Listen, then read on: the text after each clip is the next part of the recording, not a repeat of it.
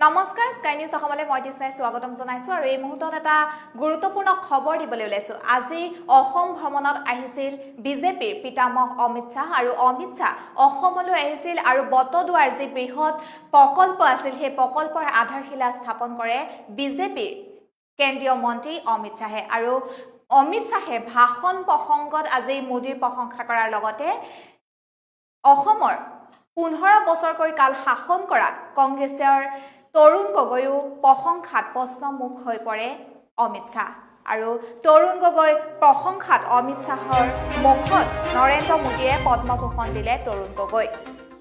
অসমত পুনৰ বিজেপিৰ পিতামহ অমিত শাহ আৰু বটদ্ৰৱাৰ প্ৰকল্পৰ আধাৰশিলা স্থাপন শাহৰ। কংগ্ৰেছৰ তৰুণ গগৈ বহুত অৱদান আছে বুলি মন্তব্য কৰে অমিত শাহে। তৰুণ গগৈ সন্মান দিছে নৰেন্দ্ৰ মোদীয়ে। ভূপেন হাজৰিকাক ভাৰত ৰত্ন দিছে মোদীয়ে বুলিও মন্তব্য কৰে অমিত শাহে। অসমলৈ আহি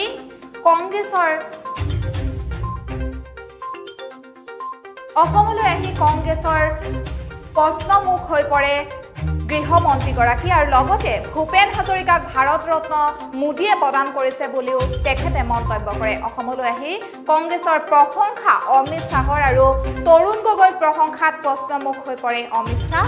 তৰুণ গগৈ পদ্মভূষণ দিলে প্ৰধানমন্ত্ৰী মোদীয়ে বুলিও মন্তব্য কৰে। উল্লেখযোগ্য যে 168 কোটি টকীয়া বটদ্ৰৱাৰ যি প্ৰকল্প সেই প্ৰকল্পৰ নিৰ্মাণ কাৰ্যৰ শুভাৰম্ভণি কৰে আৰু ইতিমধ্যে গুৰুজনাৰ যি উপজা ভূমি তাত উখল মাখল পৰিৱেশেৰে বিৰাজ কৰা পৰিলক্ষিত হৈছে।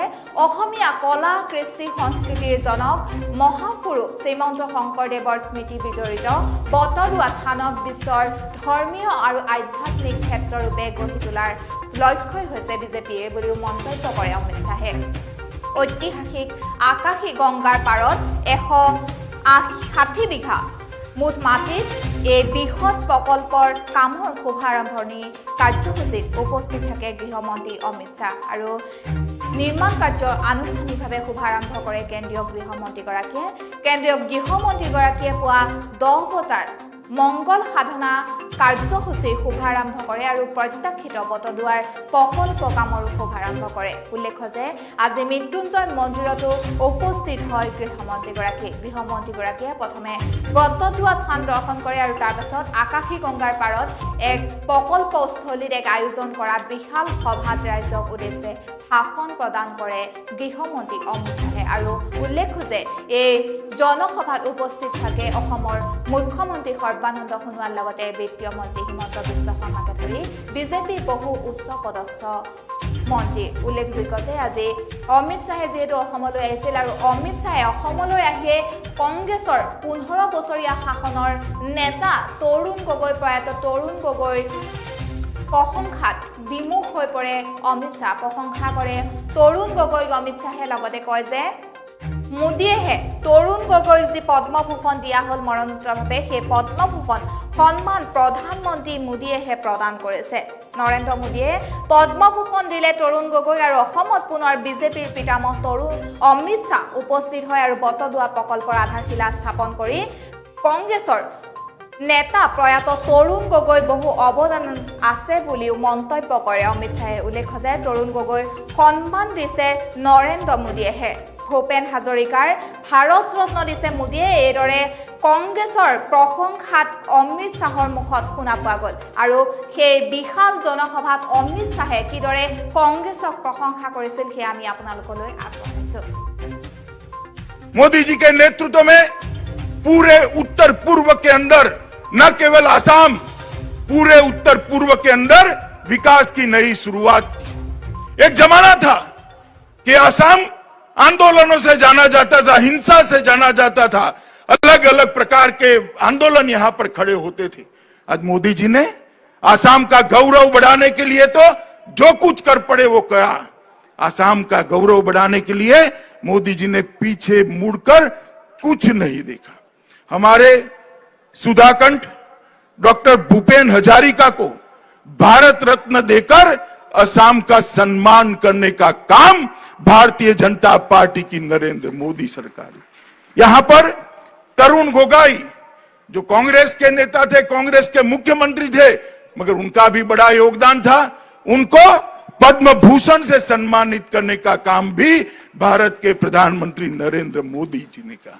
असम की गरिमा, असम की संस्कृति, असम की भाषा, असम का साहित्य और असम का संगीत आगे बढ़े, इसलिए मोदी सरकार ने बहुत कुछ किया, मगर सबसे बड़ा काम किया असम के अंदर शांति प्रस्थापित करने का काम भारतीय जनता पार्टी की नरेंद्र मोदी सरकार ने असम को विकास के रास्ते पर आगे ले जाने का काम किया, असम को भ्रष्टाचार मुक्त बनाने का काम किया, असम को आंदोलन मुक्त बनाने का काम किया, असम को घुसपैठियों से मुक्त बनाने की शुरुआत भारतीय जनता पार्टी की नरेंद्र मोदी सरकार ने की है।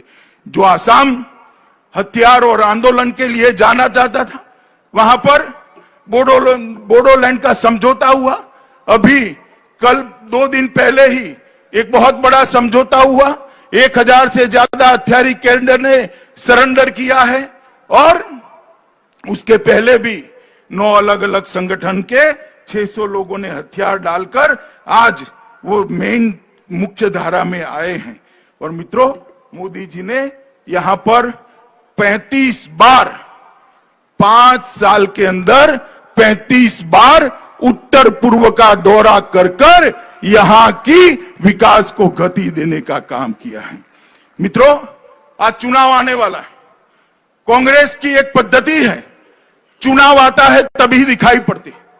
पहले दिल्ली की गलियों में घूमते रहते हैं, मौज मजे करते हैं, जब चुनाव आता है दिखाई पड़ते। फिर से उन्होंने चालू किया है, चुनाव आया तब। और इस बार चुनाव में तो एक विशेष बात दिखाई पड़ती है। असम आंदोलन के वक्त जिस कांग्रेस ने असम के युवाओं पर गोली चलाई, इसको जिताने के लिए आंदोलन करने वाले अलग अलग नाम से भारतीय जनता पार्टी के वोट काटने के लिए खड़े हुए। उनका मकसद है कांग्रेस को जिताना। सबको मालूम है कि वो सरकार नहीं बना सकते, उनको भी मालूम है वो सरकार नहीं बना सकते हैं, मगर भारतीय जनता पार्टी के वोट को कम कर कांग्रेस को जिताने का काम बड़ा दुखद है, बहुत दर्द होता है। उन लोगों ने शुरू किया है जिन पर कांग्रेस सरकार ने गोली चलाई और सैकड़ों आसामी युवाओं को मौत के घाट। क्या समझते हैं? असम की जनता ये समझती नहीं। क्या उनको ऐसा लगता है कि असम की जनता को इस तरह से मूर्ख बनाया जाएगा? असम की जनता भली भांति जानती है कि भारतीय जनता पार्टी और असम गण परिषद मिलकर ही असम को एक विकसित, एक शांत और घुसपैठियों से मुक्त राज्य बना सकते हैं और कोई नहीं बोल सकता। आज इन्होंने भाषा बदली। मैं उनको पूछना चाहता हूं, आसाम के गौरव की बात करते हैं। आसाम का गौरव गैंडा, आपके शासन में एक घुसपैठिए गैंडों का शिकार करते थे, आप क्या करते थे? नहीं रोकते थे, क्योंकि वोट बैंक की लालच थी। मुझे बताओ भाइयों बहनों, आप सभी जरा जोर से हाँ ना बोलना। अजमल के साथ जो बैठे हैं वो घुसपैठ रोक सकते हैं क्या? जोर से बोले, रोक सकते हैं क्या? असम के गैंडे को बचा सकते हैं क्या? असम में अंदर चुनाव जीतने के लिए बदरुद्दीन अजमल के साथ आओगे और असम की सुरक्षा की